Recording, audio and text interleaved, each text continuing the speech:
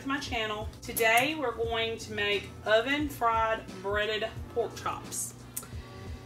So I bought a pork loin. That's what I usually do. To me, it's got the right amount of fat versus meat content for a pork chop. I slice it myself. I know years ago you used to be able to get the meat department to do that. I don't know if they still do, but I usually do 1/4 to 1/2 inch slices, somewhere in there. And then sometimes I make it even bigger if I want really thick pork chops. This is part of a 3-pound pork loin. I didn't chop it all up though. I mean, I didn't slice it all up, just part of it. I think I've got about eight pork chops there. I've already got my oven preheated, and we're gonna go ahead and start with some of our breading material. I'm just gonna eyeball this stuff, you know, for the most part. I'm using plain panko breadcrumbs for part of this. I like those better. They have like a nice crunch to them. And I'm gonna add some seasoning. We're gonna add a little bit of paprika. 1/2 teaspoon to a teaspoon, just depending on, you know, what you like. And I'm also gonna put some onion powder, and I'm gonna go a little bit heavy on that. And we're gonna put some pepper in there too. And a little bit heavy on it. Okay, so I'm just gonna kind of mix this all together. Now, we're gonna set this aside. I'm gonna pull the chops over to us. You need to sprinkle cornstarch on these. We're gonna pat them dry first. And you don't want too much moisture.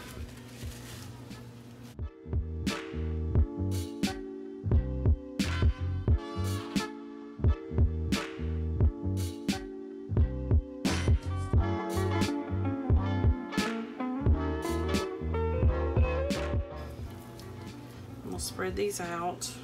Okay. Let's just do it this way. I was gonna do it that way, but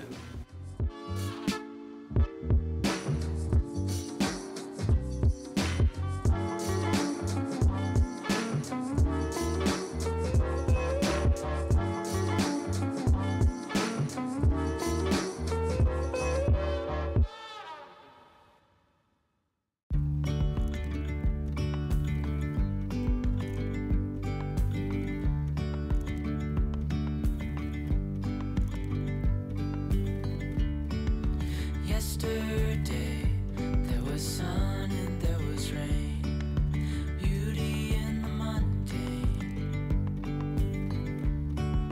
And as the light startled our eyes, take a little bit of salt.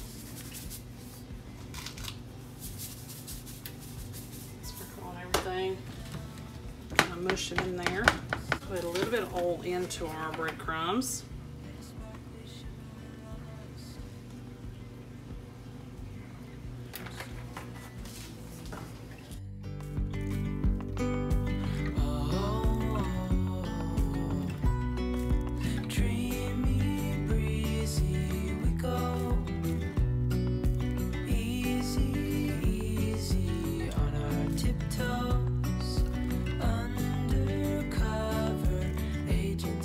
So, egg wash first, then the breading then goes in. Okay, so I got me a cookie sheet here, and I've got it lined with foil. And just to be on the safe side, I'm going to spray it with some spray. Not much, just a little. We are going to dip our pork chop in the egg wash. Dip it in the breading. Kind of mash it.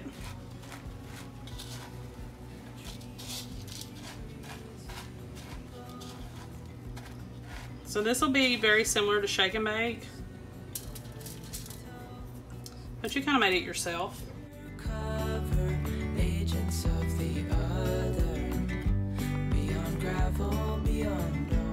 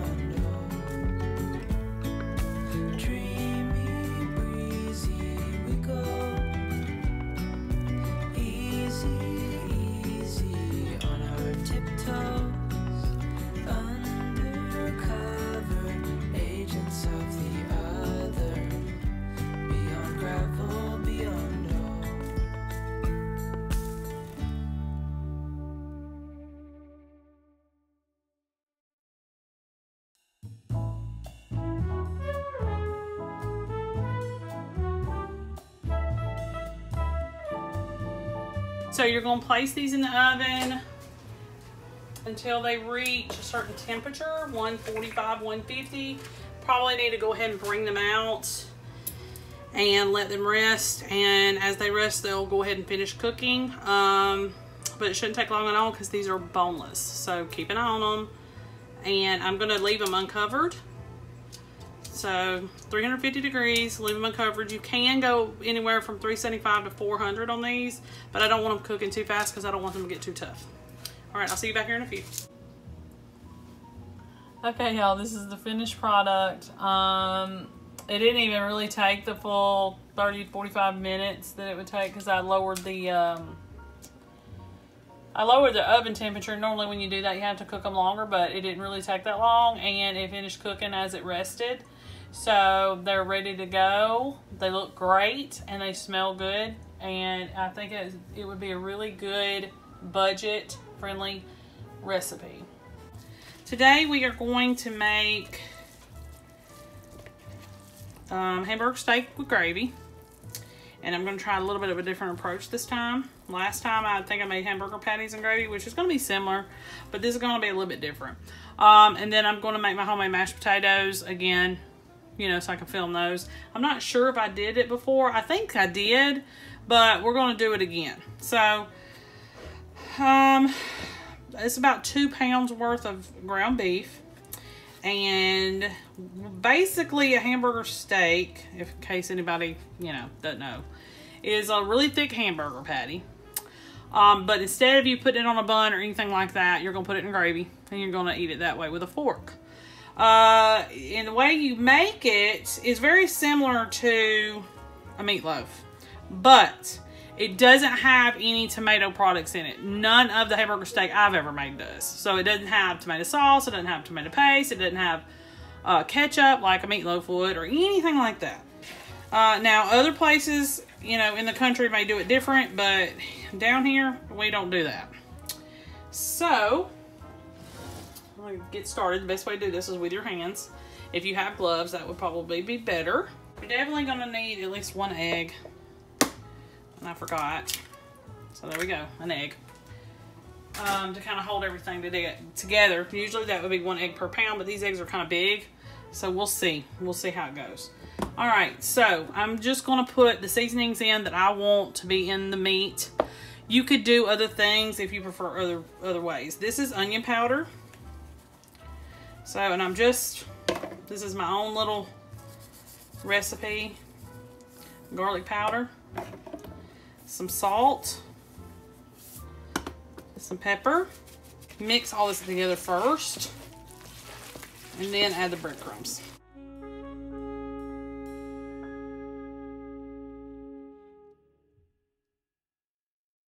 Brand new street and brand new me.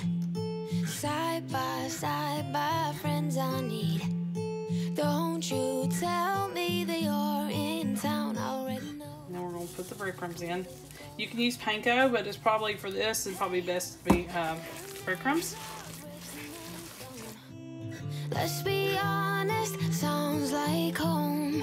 Still I'm here alone and I'm calling your phone. I wish I could wipe my own memory out. Basically what you're going to do, because you know hamburger meat shrinks. I mean, all meat does, but alright, so you're going to make a hamburger patty, but it needs to be thick, or at least thickish.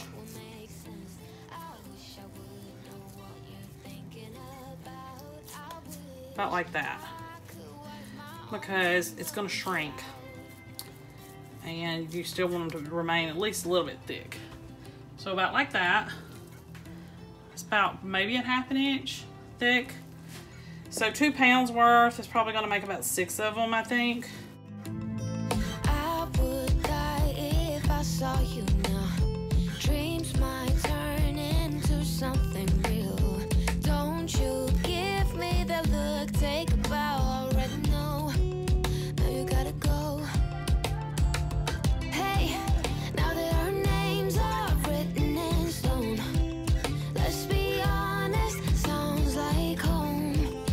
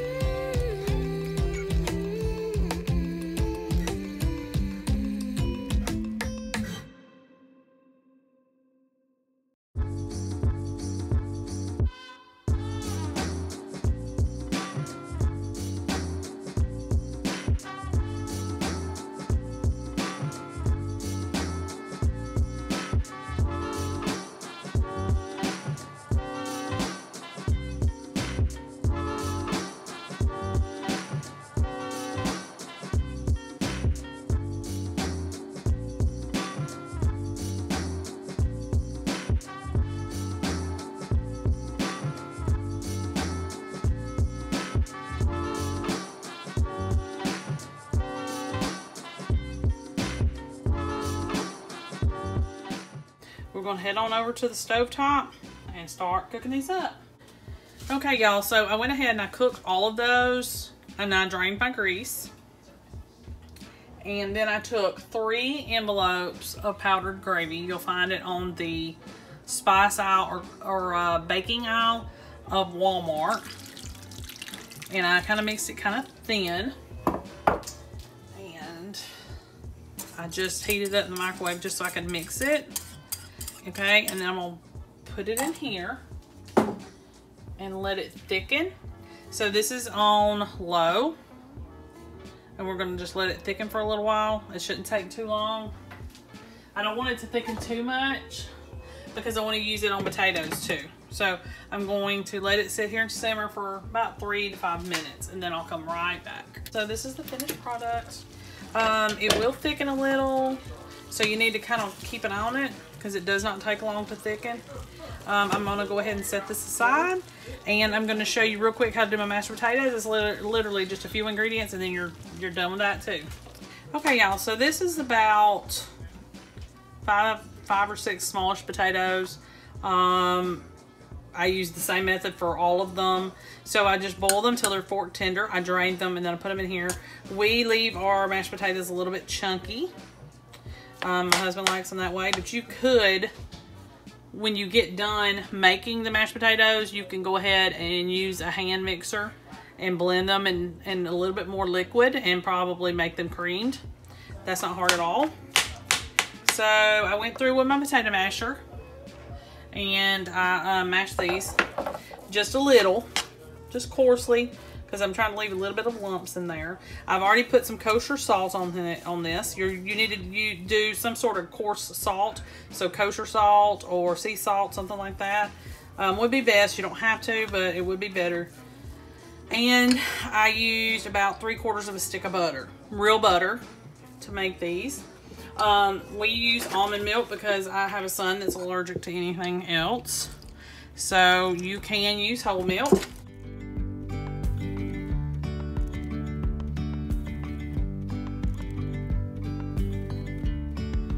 Yesterday there was sun and there was rain, beauty in the mundane. And as the light startled our eyes, we let go of disguise. That's our mashed potatoes. We do real thick ones. We don't like them soupy. And pour just a tad bit more. This is unsweetened almond milk, by the way. And like I said, I've already added the salt. But you need to taste it as you go to see if you need to add more. Potatoes take a lot of salt.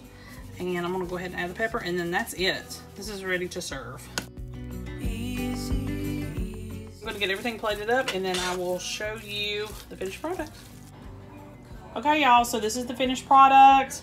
I plated it. I got the potatoes on here with the gravy. I got the patty with the gravy. And also, we put some green beans with it. The only thing missing is our big fat roll. It's real easy and simple and perfect for any budget. Be sure to like and subscribe, and I will see you next time.